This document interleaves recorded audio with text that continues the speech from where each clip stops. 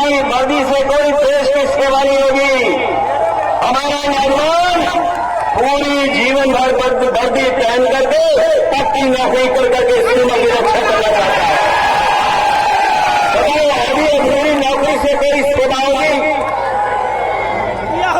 इसलिए नौजवानों, यहाँ किसानों का भविष्य अंधेरे में डाल दिया इन्होंने, नौजवानों का भविष्य अंधेरे में। इनसे ज्यादा झूठ बोलने वाली कोई पार्टी नहीं है। अरे बहुत झूठा है वैसा।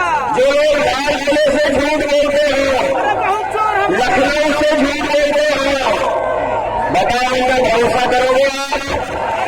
काला दिल्ली में काला धन लिया। ये लोग भाईचारा नहीं चाहते, ये लोग भाईचारा नहीं चाहते, डाकू है वैसा डाकू। ये लोग चाहते हैं कि समाज में दरार बनी रहे, दरार।